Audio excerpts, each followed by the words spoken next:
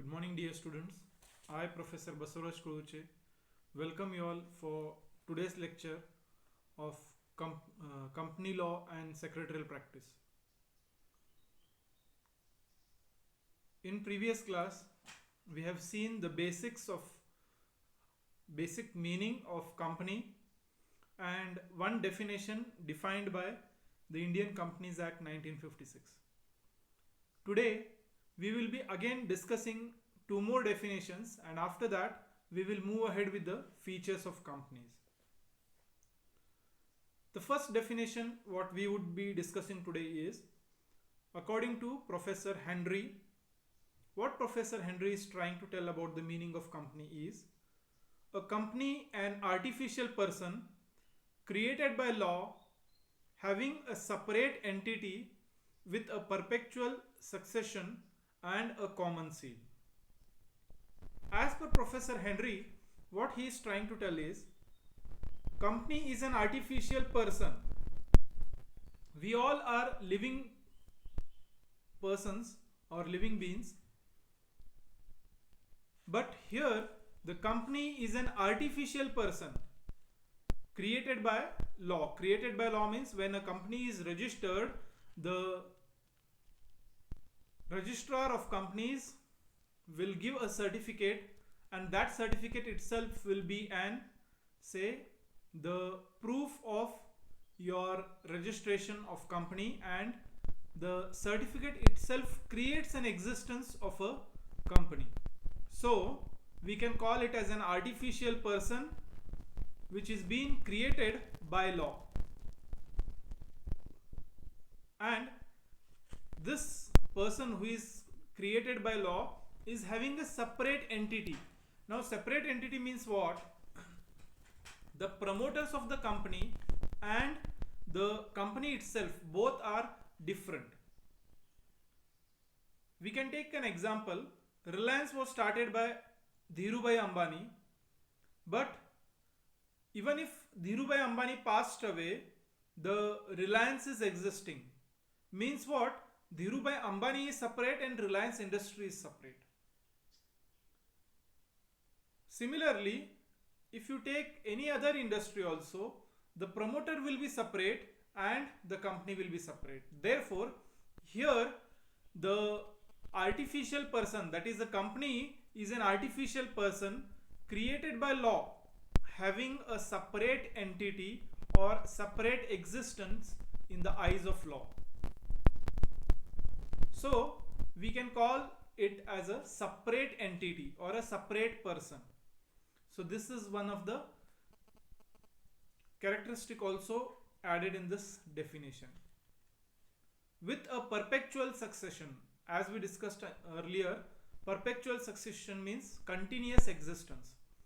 Even if the promoters, directors, they come and go, even if some director expires, the promoters, the CEOs, whosoever is there, he or she may come and go, but the company exists continuously till it is winded up.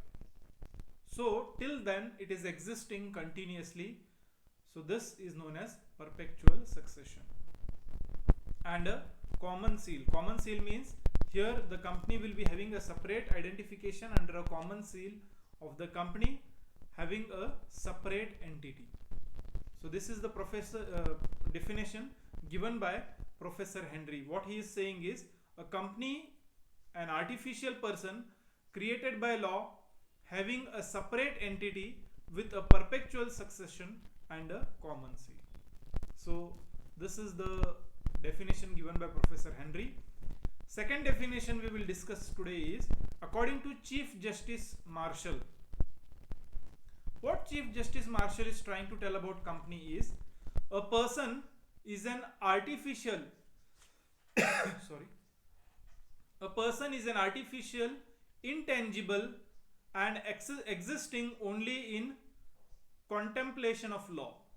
Means here the company is an artificial, that we have already seen, means which is not existing naturally. It is an artificial, unnatural person created only in the eyes of law, and who is intangible. Intangible means which we cannot see, touch. So this is a intangible characteristic of a company. So according to Chief Justice Marshall, company is an intangible. Can you see Infosys?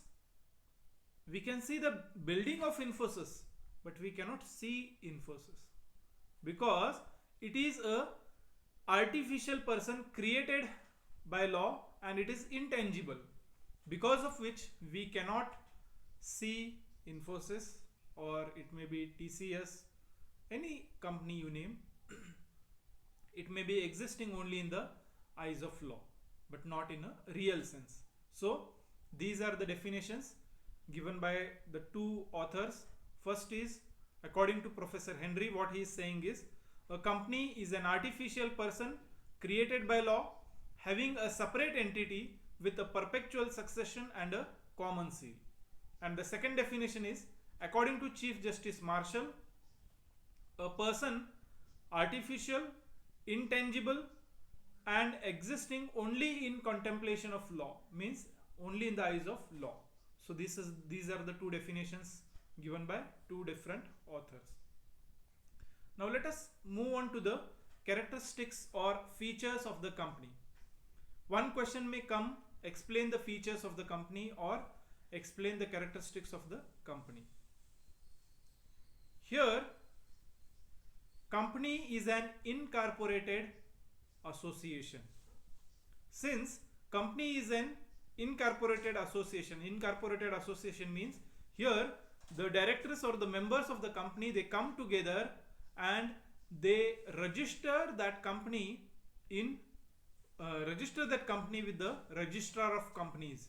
So this association, or it is an incorporated association, means it is a registered association with the government.